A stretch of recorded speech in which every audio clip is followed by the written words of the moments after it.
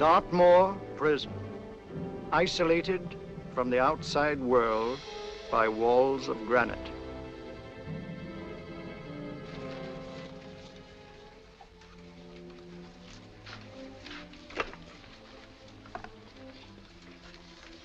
They say you could get out of here by merely telling what you know. You may or may not be another Scotland Yard bloke, but I'll give you the same answer I gave the others. I still have 2 years, 8 months, and 6 days left in which to make musical boxes. That'll be sold at auction for the benefit of this delightful sanctuary. And I intend to serve them.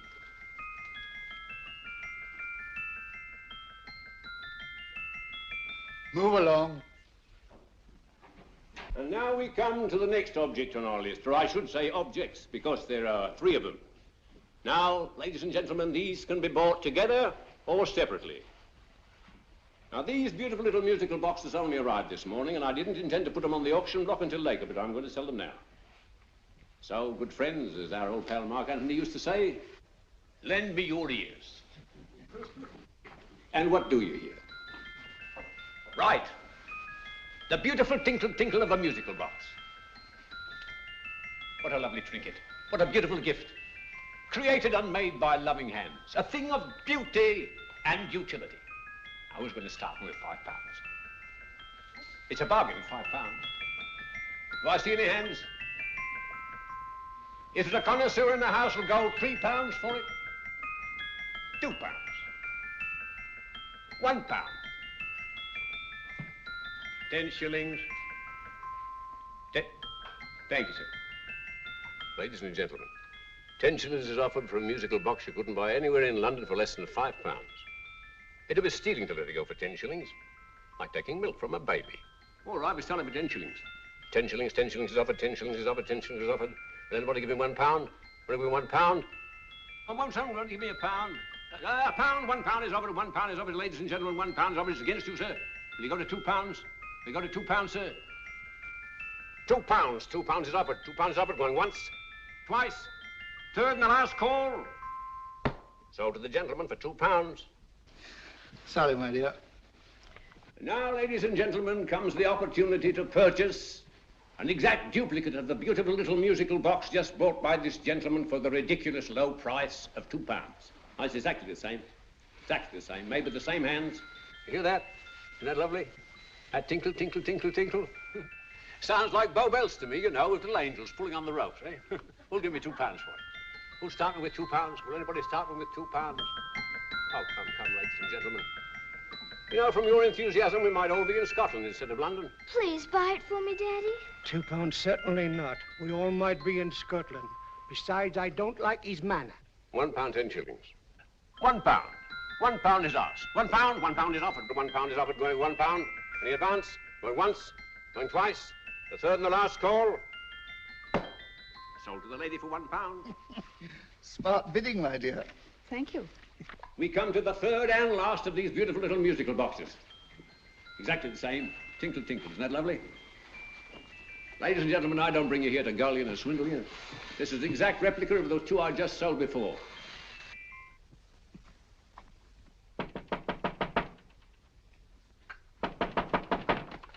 We're closed. But this is extremely important. Come in, sir, come in. I'm sorry to disturb you, but I was unfortunately delayed from arriving in time to bid on certain articles which I was rather anxious to obtain. Oh, perhaps they weren't sold, sir. We are carrying several things over. What might the articles be, sir? 3 identical musical boxes, about so large. Oh, I'm sorry, sir, but they were sold. Pity you weren't here to bid on them. They didn't bring anything like the real value. I'm most anxious to obtain them. I wonder if your records would show who the purchasers were. Oh, we don't usually give out that information, sir. For certain, shall we say, sentimental reasons, I'm most anxious to get in touch with the purchasers. I'd be willing to pay, shall we say, £5. Well, for certain sentimental reasons, sir, we'd be very happy to oblige. Alfred, today's sales. The 3 musical boxes. Musical boxes, oh. Ah, here we are. The first purchase for £2 from Mr. Julian Emery, 52 Portman Square. Write these addresses down, Alfred. Yes, sir. Second didn't leave any name. Oh, how unfortunate. I think she's a dealer. You see, they don't like us to know where the things are going. On account of the profits. You say the second purchaser was a woman. Can you give me a description of her? Oh, she was a young woman, fairly tall, slender. She had a light complexion and dark hair, and she was wearing A grey suit, don't you remember? That's right. She probably runs a gift shop. She paid £1. You say she comes here fairly frequently? No, I didn't say so. But she does, sir. Like as not, she'll come in on Thursday. We have sales on Mondays and Thursdays. Oh. And the third box? The third? Oh, Mr. William Kilgore, 143B Hampton Way. For 10 shillings. Quite a drop from £2. Mr. Kilgore was a Scotchman. Oh. Thank you. You've been most helpful. Oh, thank you, sir. And any time you're passing, drop in. We always have lovely things for sale. How kind, sir? Thank you. I'll be back Thursday.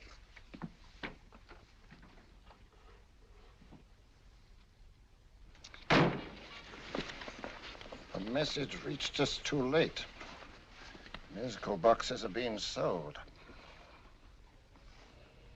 Well, let's get out of here.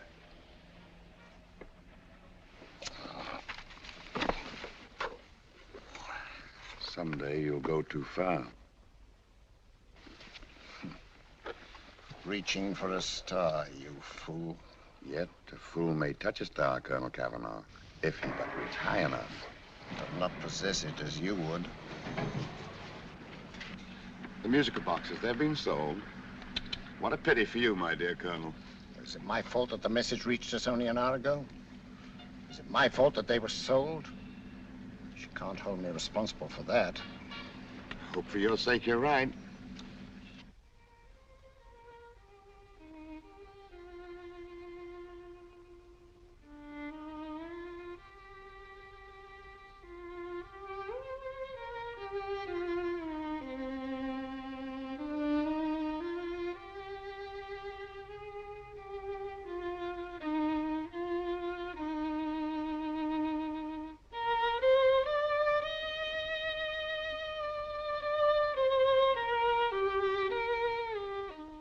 Upon you tonight at 7:45, a gentleman who desires to consult you upon a matter of the very deepest moment. Remember that letter, Holmes? It was written over 2 years ago. An interesting case, devilishly interesting. Irene Adler. What a striking-looking woman from the brief glance I had of her. Seems only yesterday. What charm. What poise, and what a mind. Sharp enough and brilliant enough to outwit the great Sherlock Holmes himself. I take it the new issue of the Strand magazine is out, containing another of your slightly lurid tales. It is indeed. And what do you call this one? I call it A Scandal in Bohemia. Not a bad title, eh? If you must record my exploits, I do wish you'd put less emphasis on the melodramatic and more on the intellectual issues involved. More on the what do you mean by that? Well, I do hope you've given the woman a soul. She had one, you know. By the woman, I suppose you mean Irene Adler. Yes. I shall always remember her as the woman.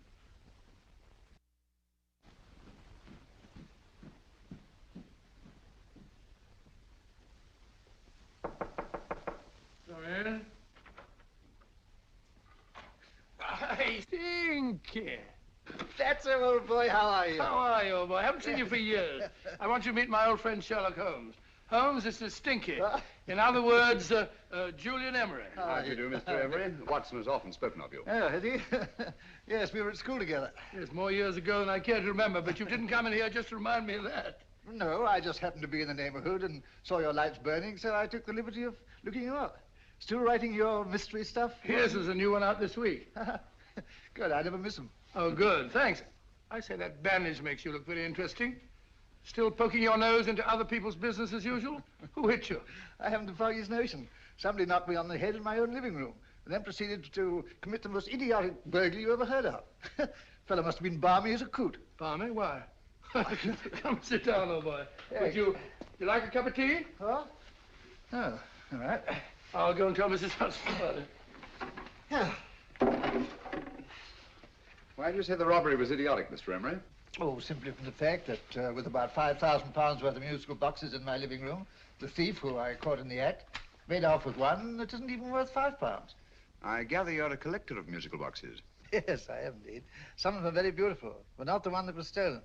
The thief evidently grabbed the first thing that came to his hand when he heard me coming into the room. Still, it's rather odd, isn't it, that having disposed of you, he didn't pick up something more valuable. Was there anything unusual about the stolen box? No, nothing at all.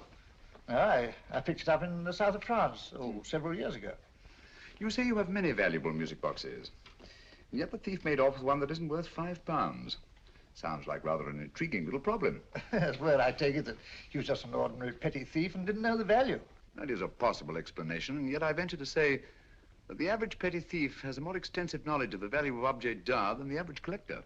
Well, anyway, that's Scotland Yard's theory. They didn't get very excited about it. That's consistent anyway. I wonder if I might see your collection, Mr. Emery. Oh, of course you could, yes. Nothing a collector likes more than showing off his trophies. When will it suit you? No time like the present. Good. My place is just round in Portman Square. Shall we? Yes, right. Hello? Where are you going? Stinky hasn't had his tea yet. Oh, I'm sorry. We're going round to my place, where I'm going to give you something better than tea. Now, this one was made for Louis XV, and is one of the very few still in existence from that period. And a particularly fine specimen at that. Charming, isn't it? Quite. It all sounded to me like a lot of mice running about on a tin roof. I'm afraid you have no ear for music, Watson. Give me a good old band playing a rousing march. You have all your silly little tweets.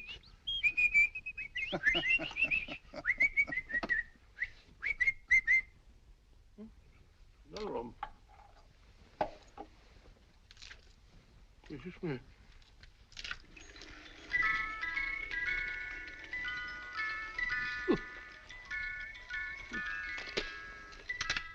Stupid thing. Singing rabbit. What would you say offhand is the value of a box like that, Mr. Emery? Well, it's hard to say offhand, but I think we'll bring about £500 or £600 today. It's the gem of my collection. Yet a thief who steals an oddity like a musical box passes up one worth £500 for one of almost no value at all. Odd. Very odd. What was the stolen box like, Mr. Emery? Oh, just a plain wooden box about so big. As a matter of fact, I have one over here almost exactly like it. I picked this up yesterday at an auction room in Knightsbridge. Paid only £2 for it. Of course, I wouldn't in the ordinary way add one like this to my collection, but the tune intrigued me. I'd never heard it before.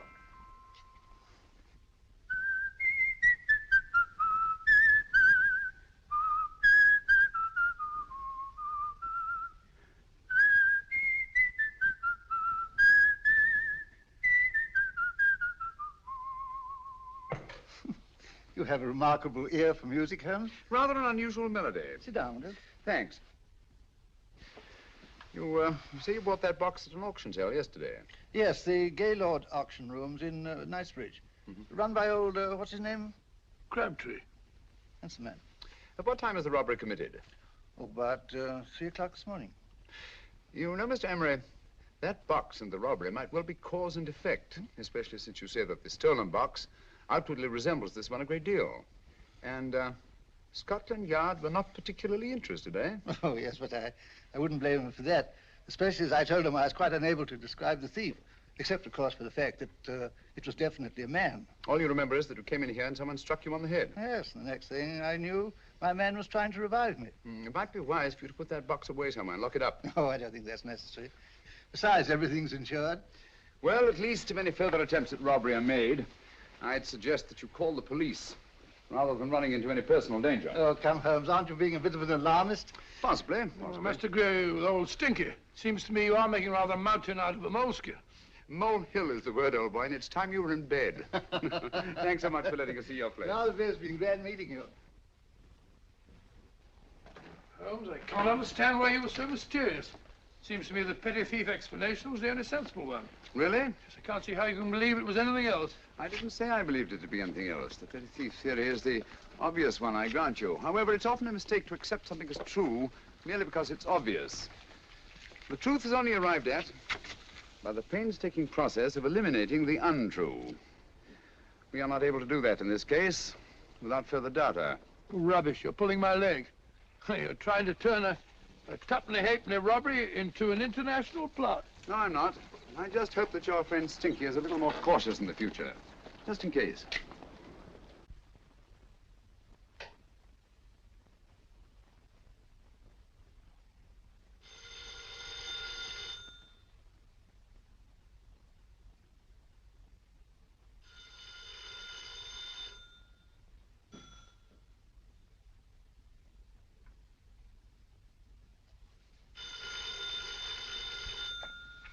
Hello? Yeah? Julian Emery here. Who? Why, of course I remember you, Mrs. Courtney.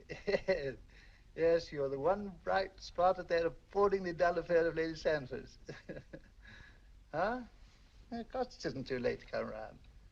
Yes, I shall be delighted to give you a drink. I tell you what, come straight up and I'll leave the door unlatched. Right, well, 15 minutes? Good. I shall be counting each moment. No, I mean that, really. Right, goodbye.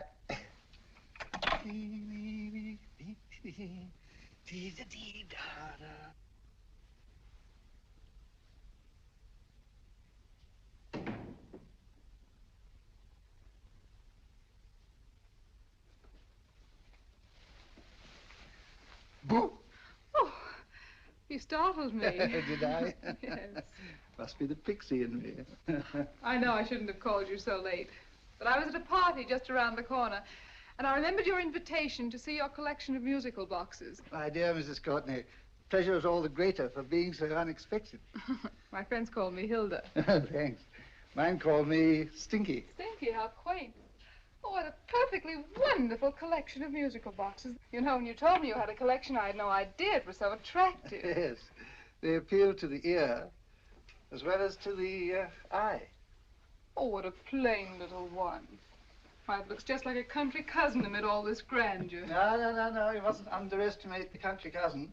Only last night a burglar broke in here, and with all these to choose from, went off with one very much like it. Really? Yes, I don't mind the loss of the box so much, but I do resent this crack on the skull. But it makes you look so interesting. Oh, do you think so? Uh-huh. It's funny, that's what old Fatso said. Fatso? I mean, Dr. Watson. He was here this evening with a friend, a Mr. Holmes. He's interested in my collection, too. Sherlock Holmes? Yes. Do you know him? I've heard of him.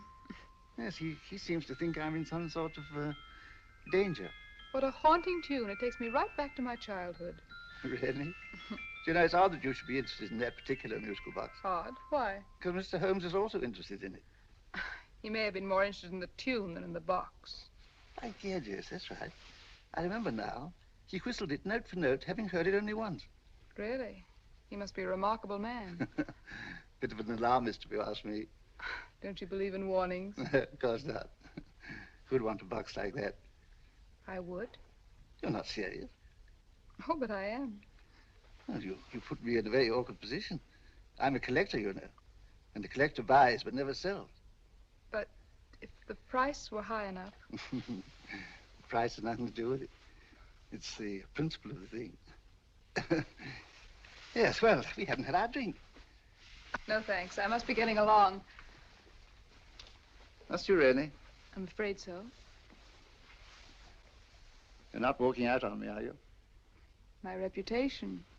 Stinky. I say, you know, you are an attractive woman. Thanks.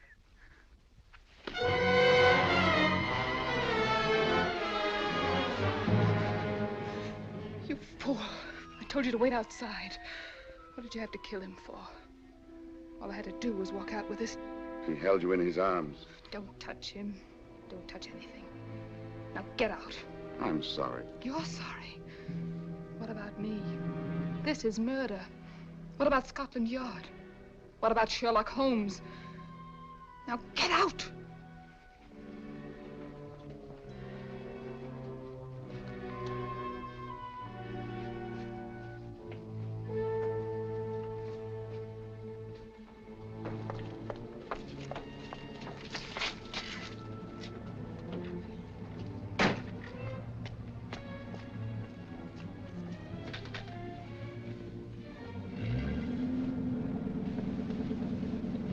Did you get it? Good. Did you have any trouble with him? Just a matter of murder. Ah, Mr. Holmes. Hopkins. Thanks for coming so promptly. Inspector Lestrade suggested that I call through to you. Mr. Emery was the client of Mr. Holmes, Inspector. Indeed. You didn't mention that when I telephoned you, Mr. Holmes. Well, not exactly a client, Inspector. Sergeant Thompson? He was killed between the hours of 11 and 2 o'clock this morning, Mr. Holmes. Must have been someone he knew, someone of whom he had no suspicion. Poor old Stinky. It's all my fault. I should have prevented this. Well, it's no time to start talking about that now, Doctor. Apparently it's gone. That's the second attempt on the musical box that Emery bought at the auction sale. And this time it was successful. But that box was only worth £2. It was worth a man's life, Watson. I think we'd better pay a visit to Gaylord's auction room and that fellow Crabtree. Inspector, may I suggest that you make a complete search of this flat for a small, plain, musical box about that size. Thank you. Come on, Watson. You say the first box went to Mr. Julian Emery. The second to Mr. Kilgore, 143B Hampton Way. And the third to the unidentified young lady who presumably has a shop and lives near Golders Green. That's right, Mr. Holmes. Isn't it rather strange, Mr. Crabtree, that you should have had 3 identical musical boxes all playing the same tune? Where'd they come from? Dartmoor Prison. Dartmoor? Yeah, we get a regular shipment from there every month. The inmates manufacture them. Well, they make all kinds of things, you know, pipe racks, waste paper baskets, musical boxes. Did you happen to notice if anyone showed any particular interest during the auction in the purchasers of these 3 boxes? Oh, come now, Mr. Crabtree. This is very literally a matter of life and death. Well, since you put it that way, Mr. Holmes, there was a gentleman came in here about an hour after closing time, and he was in an awful state, he was. He gave me £5 to tell him where the boxes had gone to. He said they had a sentimental value for him, sir. Expensive sentiment. Can you describe him? He was tall, distinguished looking, and he had grey hair and a moustache. He was quite a gentleman, sir. What was his reaction when you were unable to supply him with the address of the young lady who owned the shop? I told him the young lady usually come back on Thursday. He said he'd come back on Thursday. Now, that's tomorrow. Thank you, Mr. Crabtree. You've been very helpful. Thank you. Come along, Watson. Where are we going now, Holmes? To the home of Mr. Kilgore, the man who bought the 3rd box.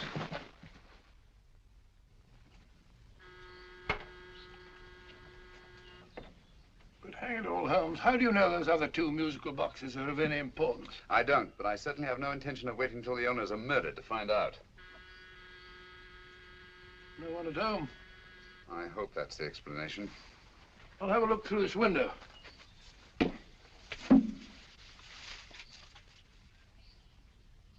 Doesn't seem to be anyone there. The whole place seems deserted as far as I can see. Yes. Mr. and Mrs. Kilgore at home? No. When do you expect them? Oh, in an hour or so. But there's no use your hanging about. They don't buy nothing from peddlers. Peddlers? My good woman, this is Mr. Sherlock Holmes. Sherlock Holmes? Oh, go on. Do you mind if we come in and wait? My business is rather urgent. Well, I've got to go out and do my shopping. And I don't know as Mrs. Kilgore like any strangers nosing about. Quite all right, I assure you. Well, I've got to be off. You 2 wait in the parlor. And no smoking either. Mrs. Kilgore says it smells up the house. Funny old girl, Holmes.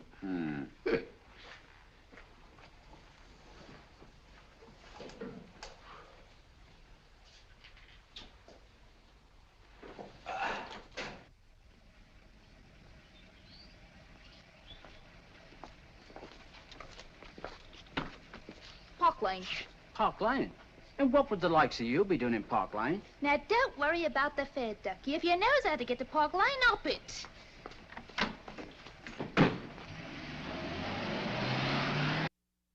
You know, Holmes, I've been thinking. There must have been something hidden in that box of old Stinky's. Stolen jewelry, possibly. What's up, Holmes?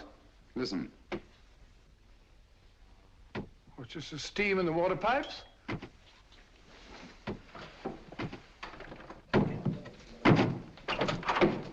Watson! Great Scott! Come on, Holmes.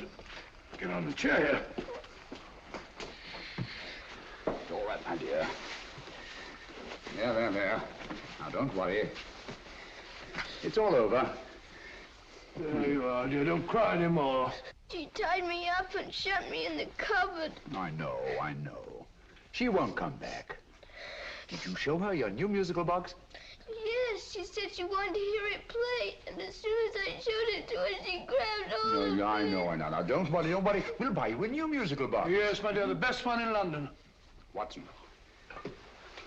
Oh, what a fool I've been. What do you mean, Holmes? She took the musical box out of this house in that market basket, right under our very noses.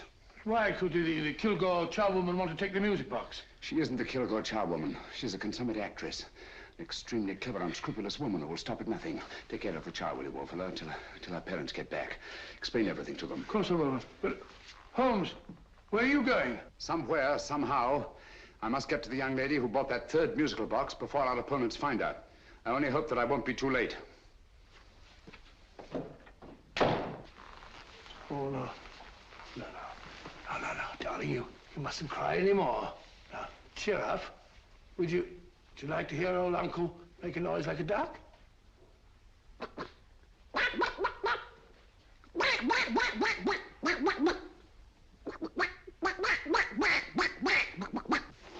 Oh, sorry.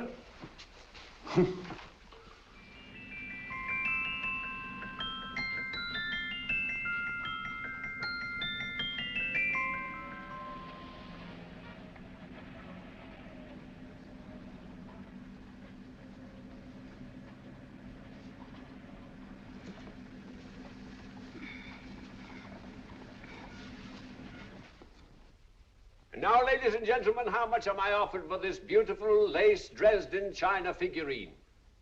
A lady of the French court. Now, this is the genuine article. What a beautiful ornament for your mantelpiece. Or you could use it as a centerpiece on the dining room table. Now, will somebody start me for £10? Will somebody start me for £10? £8? £7? All right, £5 is offered, £5 is offered, £5 is offered, £5.10, £5.15, £5.15. £6 is offered, £6, going once, going twice. The third and the last call. Have you all done? Sold to the lady from Twickenham for £6. Next, we have a real museum piece, ladies and gentlemen. A fine 19th century doll. The costume an exact replica of the holiday clothes worn by the Hungarian peasant women. Now, ladies and gentlemen, an article like this would cost you from £15 to £20 in a West End shop. I'm not going to ask you for anything like that. Who'll give me £2 for it? £2. Anybody offer me £2? £2 for the Hungarian? £2? £1. What? Anybody give me £1? Anybody offer me £1 for the doll? £1 is offered, ladies and gentlemen. £1 is offered. Now, I'm not going to waste your valuable time or mine in trying to get one half of what this beautiful doll is worth. If the young lady can steal it for £1, that's her good fortune.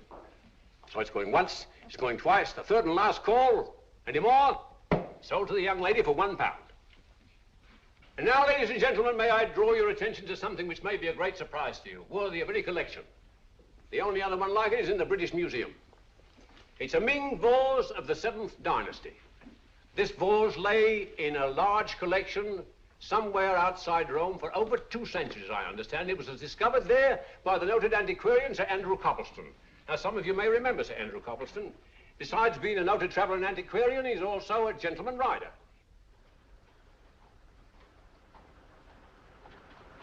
The girl with the parcel in her hands, that's her. Are you sure that's the girl? Well, she fits perfectly the auctioneer's description. Follow her, Hamid.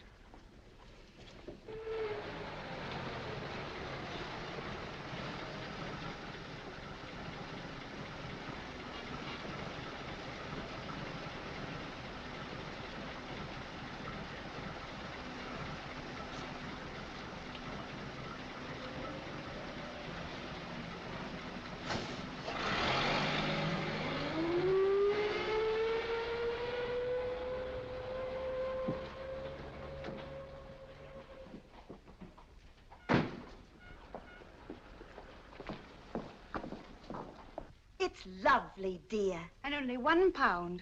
We can get at least 3 for it. Easily. I'll go make some tea. I could do with a cup. Right.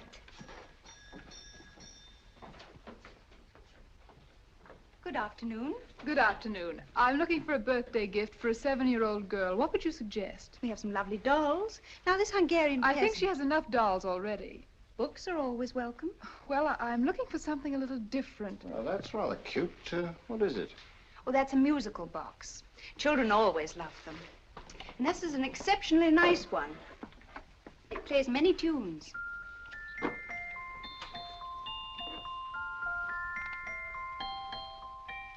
Have you any others? Yes. If you'll just step this way. I have only 2 left.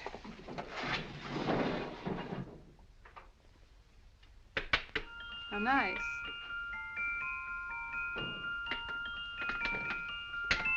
Are you sure this is all you have? I'm sorry. They're rather hard to find, you know. That's our entire allotment. I did have one other, but I sold it earlier this afternoon. But it was only a plain wooden one. It wouldn't have been a very nice gift for a child. Really? Do you happen to know who the purchaser was? Why, yes.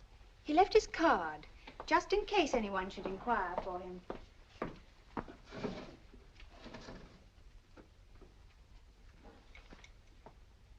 How interesting.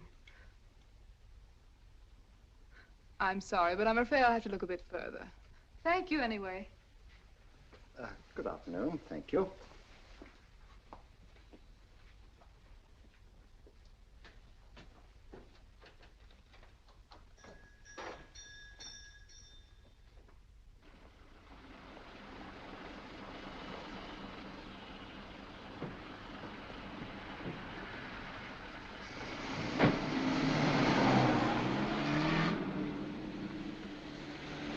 Heavy! Follow that cab. Here now, what? Scotland Yard. Hop in.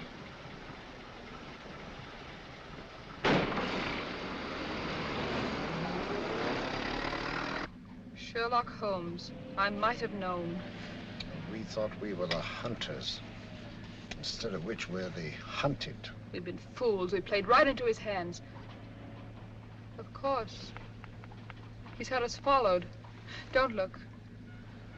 The man in front of the toy shop. Hamid, turn sharp right at the next corner and again at the next.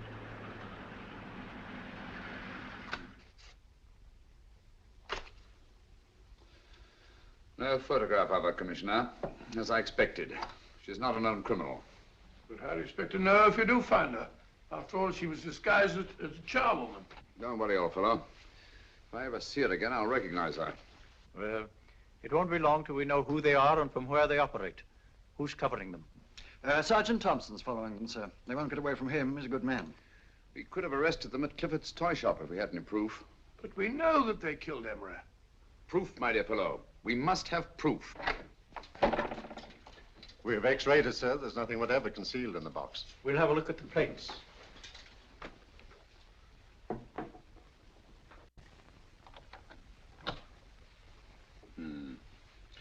There must be some clue.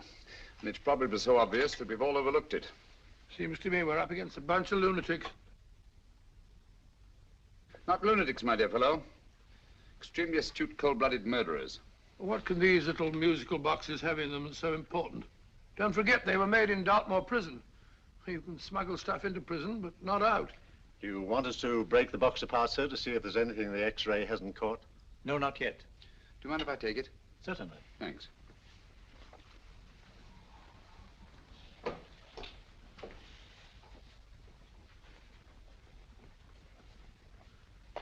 The governor of Dartmoor Prison informed us, sir, in answer to Mr. Holmes' question, that all 3 musical boxes were made by the same convict, John Davidson, serving a 7-year term, sir. Davidson? The Bank of England plates. That'll be all. Yes, sir. Now we're getting somewhere. Wait a minute. How did you know about the plates, Mr. Holmes? I'm a student of crime, Inspector. I make it my business to know about such things. And when the name of Davidson was mentioned... Well, who is this fellow Davidson? As long as Mr. Holmes seems to know all about it already, I suppose there's no harm in telling you. 2 years ago in London, there occurred a robbery of such tremendous importance, although the stolen articles themselves have no intrinsic value whatsoever, that the Home Secretary was instrumental in seeing that not a word of it appeared in any newspaper. But you never told me anything about this, Holmes. You were away at the time. Articles of no intrinsic value and yet of such importance? I don't understand. Davidson was apprehended within 15 minutes of committing the theft. But by that time, he'd hidden the articles in question and they've yet to be found. Before going further, Dr. Watson, I must inform you that this matter's not to be mentioned outside of this room. Of course not. Do I look like a man who'd gossip? Let's not go into that now, old fellow, shall we? Davidson had been employed for years in a position of extreme trust by the engravings department of the Bank of England. The articles he stole were nothing less than a complete duplicate set of plates for printing £5 notes. What? The Bank of England's own plates? Precisely. And with those plates, a gang of crooks could flood England with £5 notes, not forged in the usual sense of the word, but notes undetectable from genuine Bank of England notes in any way whatsoever. Good heavens. Any whisper at all might have resulted in enormous damage in shaking public confidence in the Treasury. We tried everything after we arrested Davidson. Offered him a shorter sentence if he'd tell us where he'd hidden the plates. Why, we even put in Scotland Yard men with him as cellmates, but no results. Obviously, Davidson is a man of strong character and infinite patience. Yet suddenly he feels impelled to smuggle out the secret of the hiding place of the plates to his confederates. Why? I don't understand, Mr. Holmes. Well, for example, has the Bank of England made any plans to radically change the design of the £5 note so that in, say, 7 years from now, notes made from the stolen plates would be worthless? Confidentially, Mr. Holmes, such a move was discussed. But replacing all the £5 notes in circulation would be such a Herculean task that nothing's been done about it as yet. I see. Of course, there is another possible explanation. Davidson didn't have much time to find a hiding place before he was captured. He may be afraid that the plates will be accidentally discovered before he's released. Hence his anxiety to communicate their whereabouts to his confederates as soon as possible. I believe you've hit it, Mr. Holmes. I'm sure that the message is contained in this musical box. Or rather, in all 3 musical boxes, since possession of all 3 seems to be essential. Our opponents have 2/3 of the puzzle, we have 1/3. Well, what are you going to do, Holmes? Try to deduce the message from the 1/3 that we have.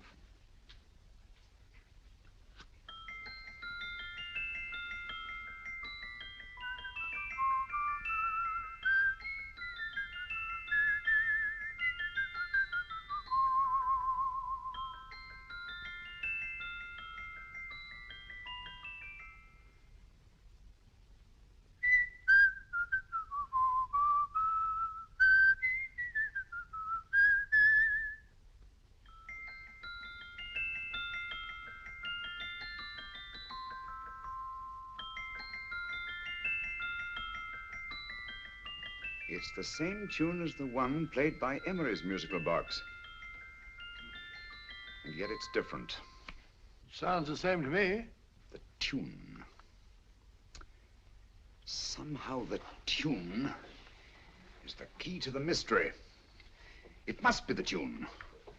Otherwise, why use 3 musical boxes to convey the message?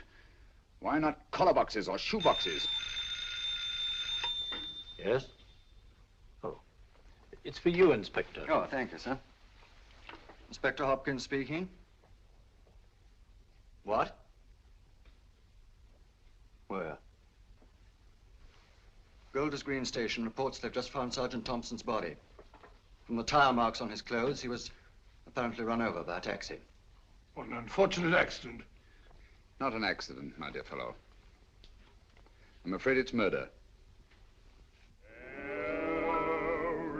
Never know just who you're going to meet when you're walking down a busy London street.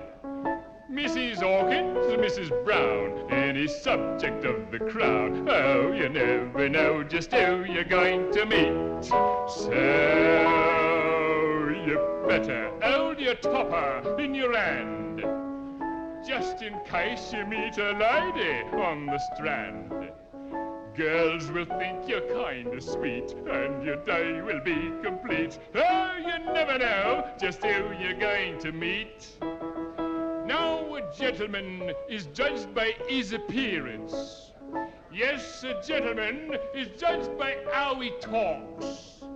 Now, he's much better off when he's acting like a toff, especially if he's taking him a walk.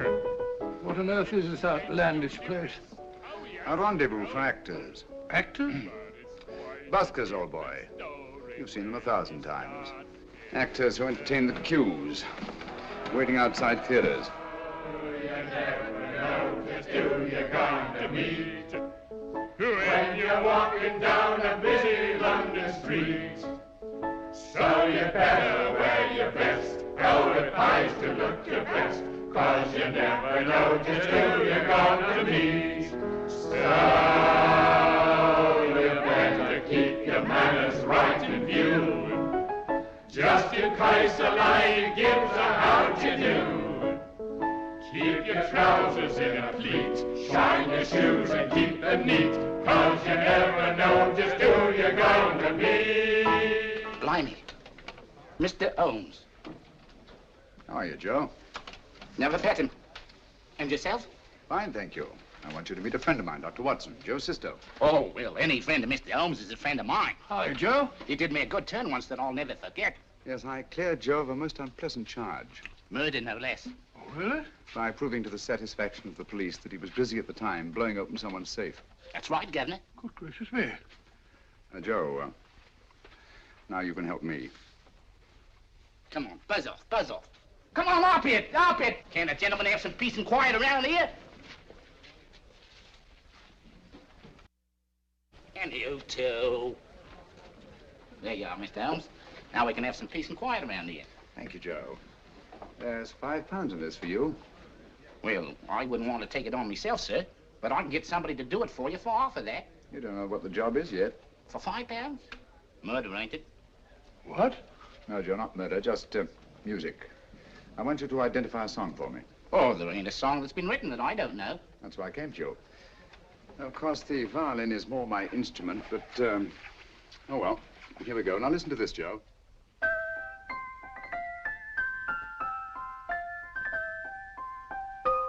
Wait a minute. You're playing that wrong. That should be E natural, not E flat. You know the song? Oh, yes. It's an old Australian song called, The Swag Man. But you're playing it all wrong. That's what I hoped you'd say. Now, listen again, Joe.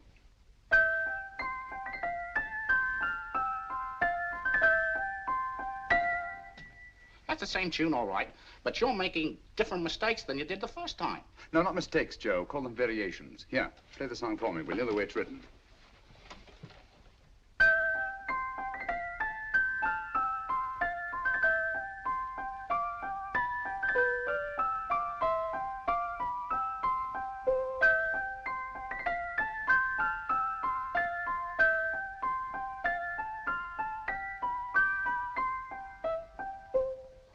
There you are. Thank you, Joe. What's it mean, Holmes? Are you onto something? Perhaps. I don't know yet. It's probably a code of some sort. Joe, could you write the song down for me, the way it was originally written? Oh, sure, Mr. Holmes, but it'll take a few minutes. Here, Mabel. Pale ale. Come on, up to it. Along with it.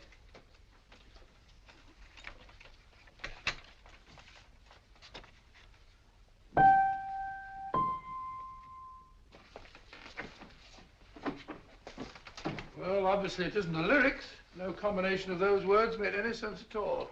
The variations in the way Emery's musical box played the tune are different from the variations in the one we have. You sure? Quite. You see, I took the trouble to memorize the tune as played by Emery's box that night we were with him in his flat. Holmes, you amaze me. Elementary, my dear fellow. One of the first principles in solving crime is never to disregard anything, no matter how trivial. But why are 3 boxes? Why not 1? Because the message was obviously too long to be conveyed by any one variation. Then there's the 3rd box, the one that woman took from the Kilgores. That contains yet another set of variations.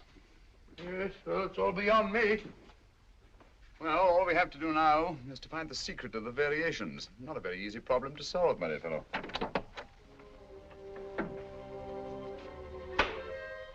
Hello. What's up?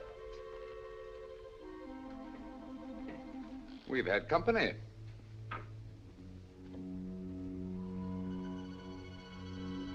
I say, this is outrageous. Ask Mrs. Hudson to come in here, will you? Right.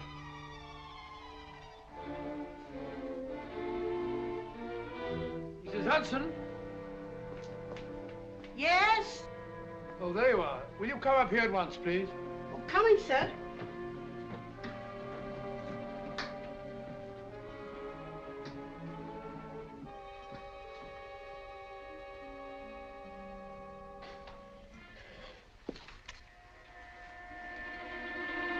Mercy me, Mr. Holmes. What has happened? Who called while we were out, Mrs. Hudson? Just a young lady. The one who said you wanted her to wait for you. And a nice-looking old gentleman with Our her. friends again, Watson. Friends? What did the young lady look like? Oh, I couldn't see her face. She had a heavy black veil on. But she had such a nice way with her. Oh, I'm sorry, Mr. Holmes, if I've done anything wrong. But you did say I should always let clients come in and wait for you. Don't worry, Mrs. Hudson, don't worry. You had no way of knowing. It's quite all right, quite all right. Now, don't worry, Mrs. Hudson. Don't worry. Well, where on earth's the musical box? They didn't get it. Didn't get it? Where is it? It's in your hand. Huh? In that biscuit jar. Take the biscuits off the top. Now put your hand inside, and you'll find the music box. Well done, Holmes. Well done. Amazing.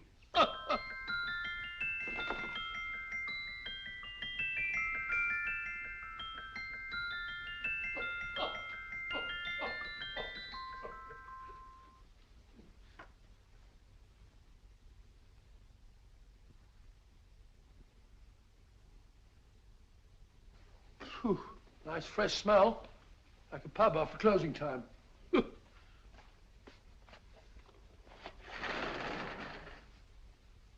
I say, Holmes, What?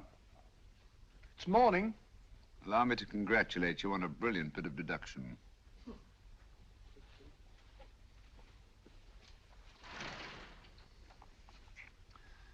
It's not a transposition, not a polygraph transposition, not a trigraph, nor any known form of decoding.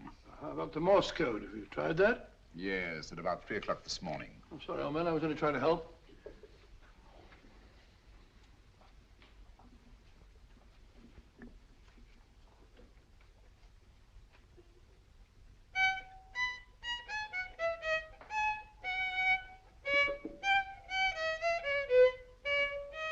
Oh, do me a favor.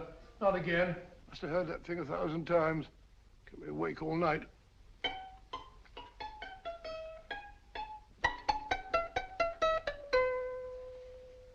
Not a very distinguished composition, I grant you.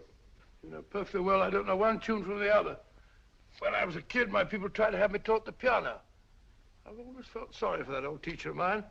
The poor old girl finally reached the point of numbering the keys for me. 1, 2, 3, 4. Even then, I never progressed beyond it. Numbering the keys, Watson.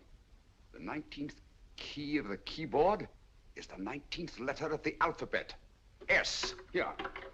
Write it down when I give it to you, old fellow, will you? The first altered note. Write S first. Now, the 8th key is H. The 5th key, E. The 12th key, L. The 6th key, F. S-H-E-L-F. Shelf. Your piano lessons were not in vain, old fellow. You've solved it. Thank you. Thanks, old bean. Hold it. We now have 2/3 of the message. Behind books, 3rd shelf, secretary, Dr. S. Presumably, these are the first and second portions of the message. And this gang has the first and third parts of it. Precisely. Then it's a stalemate? Yes, Commissioner, but we can't leave it like that.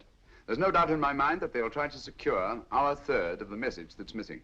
Well, I assume you've taken every precaution to guard the Clifford music. Oh, yes, it's carefully hidden at Baker Street with Dr. Watson on guard. However, I'm reasonably certain that, difficult as it may be, we can find the plates even without the missing part of the message. Behind books, 3rd shelf, secretary, Dr. S. Well, outside of the fact that Davidson hid the Bank of England plates somewhere in London, Mr. Holmes, I don't see that we've progressed at all. Allow me to point out to you, sir, the key words Dr. S. It looks as if the plates were hidden in the house of the doctor.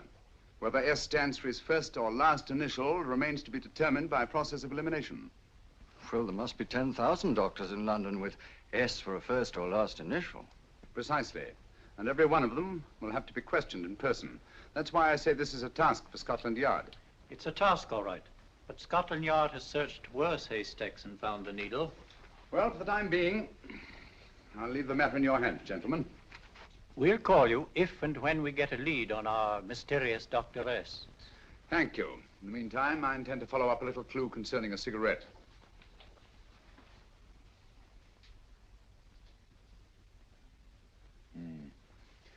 You're certain of the identification of the tobacco?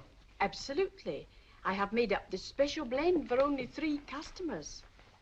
It is almost pure Egyptian, with admixture of latakia for added body, and a pinch of perique. Merely a whisper, as one might say, for elusive fragrance. Yes. And the 3 customers? Major Wilson in Bombay, India. Mrs. Catherine Leamington Smith in Ireland. Yes, and the 3rd? Mrs. Hilda Courtney of Park Mansions, Bryanston Square. Thank you. Thank you very much. You've been most helpful. It is a pleasure to have been of service, Mr. Holmes.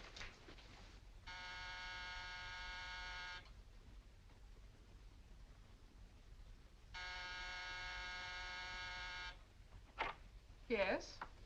Mrs. Courtney? Yes. My name is Sherlock Holmes. Oh, do come in. Thank you. I've heard of you, of course, Mr. Holmes. I believe we have a mutual friend in Sir Edward Brookdale. He's spoken to me of you quite often. Indeed. And to what good fortune am I indebted for this visit? I think you know Mrs. Courtney. Well, I did get a summons for speeding last week. But outside of that, I don't think I'm of any interest to the police. Oh, come now, Mrs. Courtney. You seem to forget that you and I have met before. I'm sorry. I'm sure I would have remembered meeting the great Sherlock Holmes. Please sit down. Thank you. You say we met before. Yes. At the home of Mr. and Mrs. Kilgore, 143B Hampton Road. Kilgore? I don't think I know anyone of that name. Well, I didn't say you knew them. As a matter of fact, you called on them when they were out. I don't understand, Mr. Holmes. Really? And you were dressed rather differently. Indeed.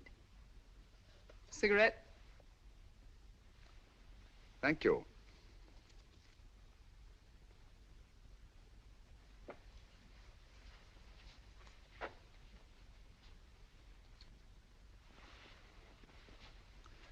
Thank you. You know, Mrs. Courtney, people generally forget, in assuming a disguise, that the shape of the ear is an almost infallible means of recognition and identification to the trained eye. Evidently, you've mistaken me for someone else. Oh, no, not at all. Though naturally, I expected your denial. But when you paid your visit to my rooms at Baker Street, you carelessly left behind another identification. They're, identical, aren't they? Yes, I must admit they are.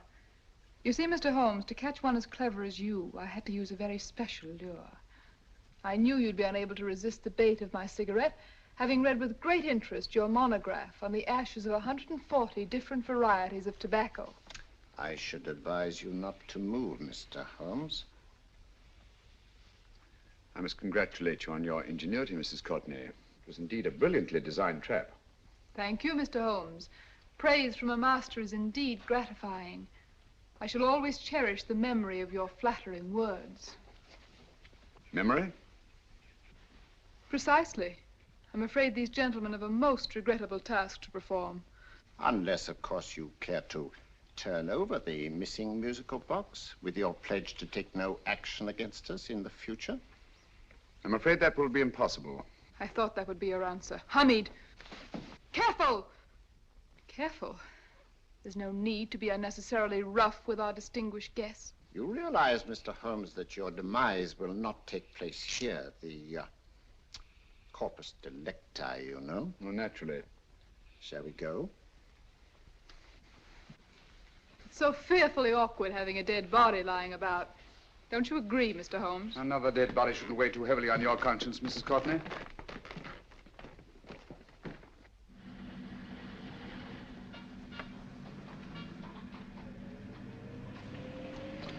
You mind if I have a cigarette? Don't see why not.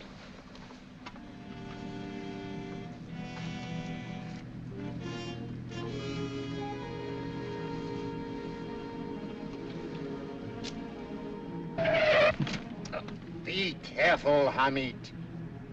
It's the brakes, they bind. Thank you, Colonel Kavanagh. It's very considerate of you.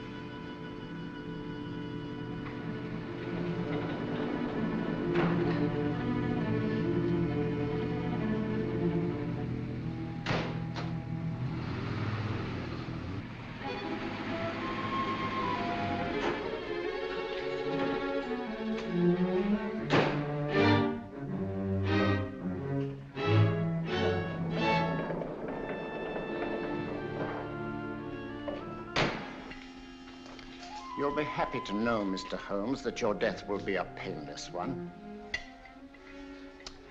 Hamid, attach this to the motor of the taxi. That little attachment, my dear Mr. Holmes, contains the deadly fluid known as monosulfide. The Germans use it with gratifying results in removing their undesirables.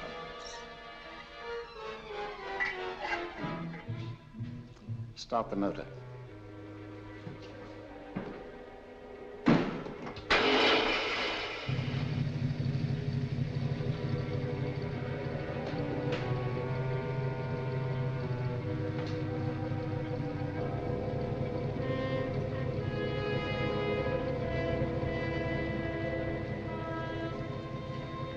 Tape his mouth.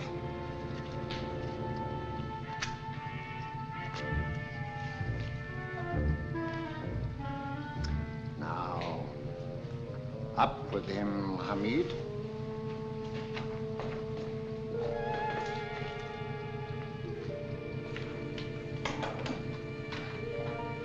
You find yourself like Muhammad's coffin, Mr. Holmes, suspended between heaven and earth.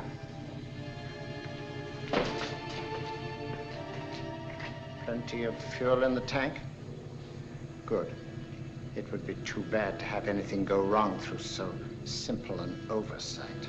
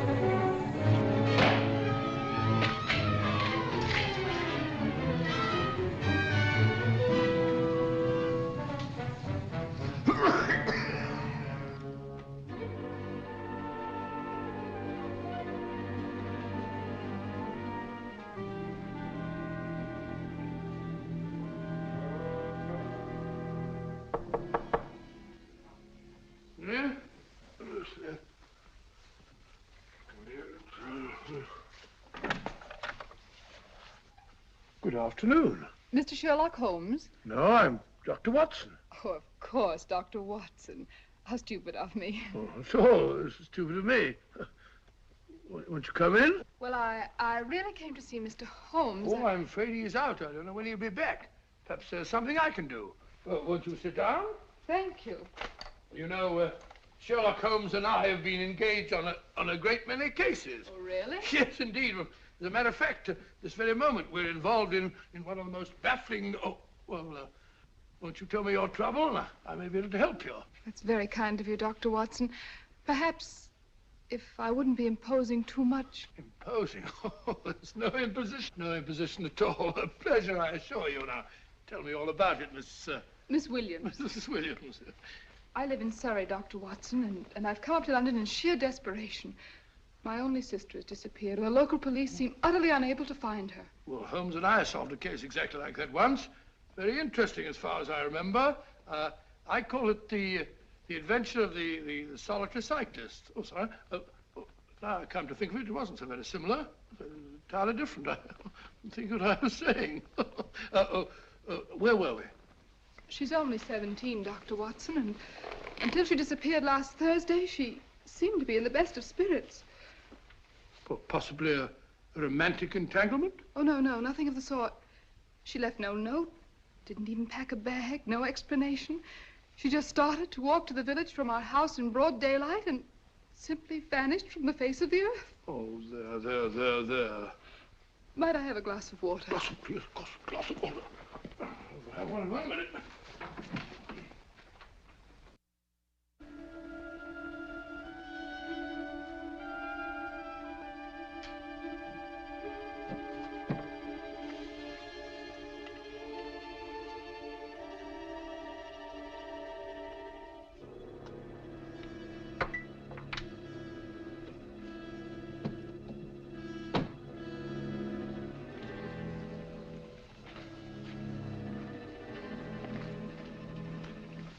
There you are, my dear. Thank you, Dr. Watson. No, you're not to cry anymore. You must pull yourself together. Oh, I feel much better already knowing that you're going to help me. Oh, Dr. Watson, look! Good heavens! Oh. Get through the fire brigade, quickly!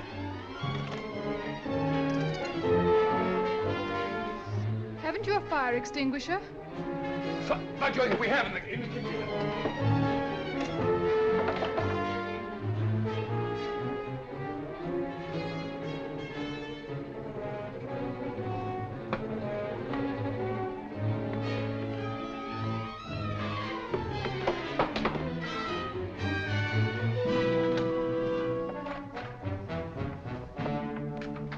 Don't you worry, Miss Williams. We'll have this thing out in no time.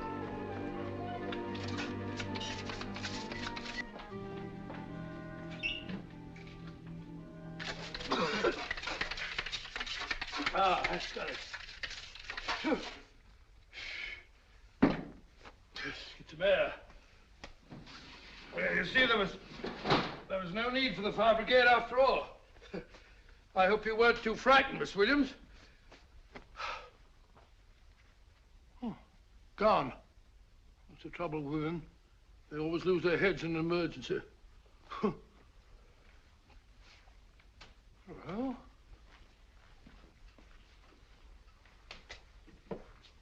a musical box. Great Scott! Miss Williams!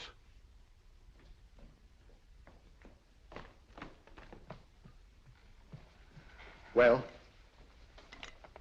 Good. And Holmes? By now, Mr. Holmes has no doubt exchanged his violin for a harp. Always assuming that heaven is his destination. Yeah. And now that we have the missing musical box.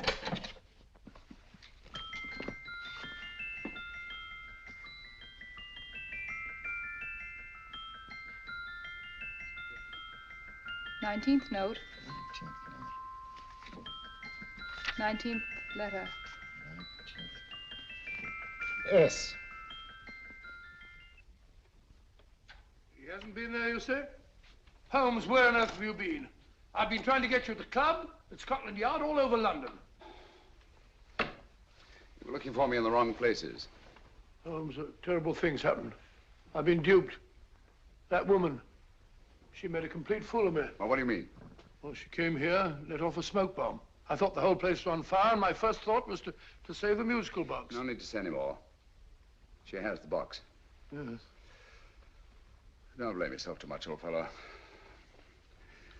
She's an extremely clever antagonist. Smoke bomb, you said? Well, you can console yourself with the thought that your charming friend is at least a reader of yours. What do you mean? If I remember correctly, you wrote about my little experiment with smoke and the cry of fire in a story you entitled A Scandal in Bohemia, which has just appeared in the Strand magazine. All right, old boy. Don't rub it in. Well, it may cheer you up to know that you made a fool of me, too. That cigarette stub was planted here for one express purpose. We're going to bandaging around this place. Bandaging? What's the matter, Holmes? You hurt? Explanations will have to wait until later. At the moment, we're faced with a problem which I fear is insurmountable. Come over here, old boy, will you? Right. Our opponents are in possession of all three parts of the code. And here are we, while the Bank of England plates pass into their possession. Cheer up, old fellow, cheer up. As Dr. Samuel Johnson once said, there's no problem the mind of man can set that the mind of man cannot solve. What's that, old fellow? I was just quoting Dr. Samuel Johnson. He said there is Thank no... you, Watson. Thank you. Leaving the front reception room, we come into the main hall, where Dr. Johnson was in the habit of passing through to have his meager meals in the dining room opposite, in company with his friend and biographer, James Boswell. We will now pass up the stairway, which remains in its natural wood finish, just as it was when the good doctor was here. The framed etching on the wall is believed to have been presented to Dr. Johnson by the distinguished painter, Sir Joshua Reynolds. I've been told here that that picture was given in by Mrs. Thrale, and it's definitely not a Reynolds. Is that important, my dear? Oh, I'm sorry. This way, ladies and gentlemen, please, this way. Move along, children, move along. The secretary's not on this floor. Patience, Hamid. I have a feeling My that... dear Colonel, with Sherlock Holmes out of the way, what could go wrong?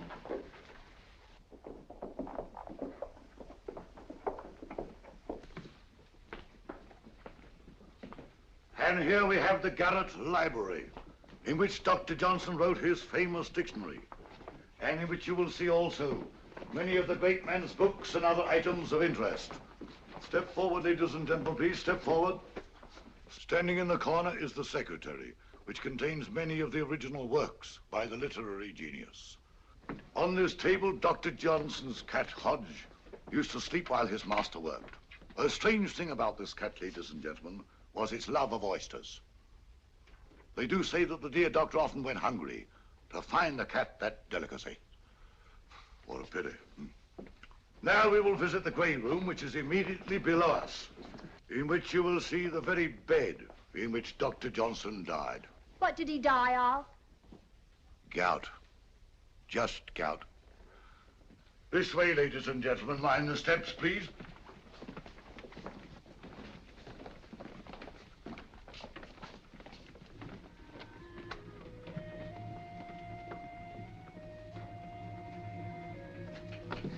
Your keys.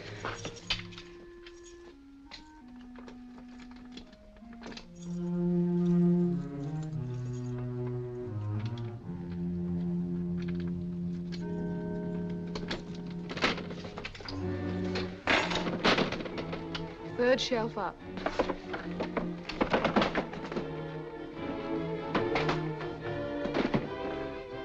The knife.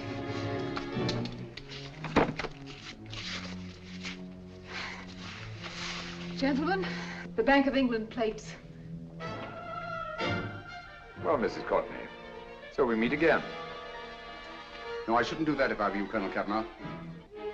I must congratulate you, Mr. Holmes. You're far more clever than I thought.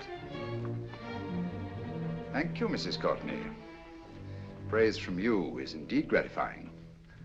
I shall always cherish the memory of your flattering words. Memory? Oh, thank you.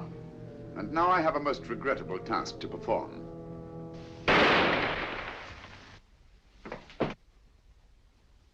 Holmes! Coming, Holmes! Holmes, you all right? Perfectly, thank you, old fellow, but I think this gentleman on the floor requires some medical attention. We must see that he looks his best, you know, when he's hanged. Take them in charge.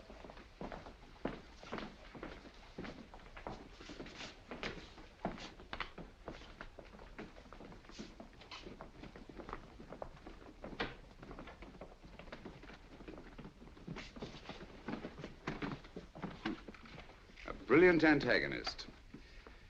It's a pity her talents were so misdirected. Will you see that these plates are returned to the Bank of England, Inspector? I still don't understand how you solved it, Mr. Holmes. It's entirely due to Dr. Watson.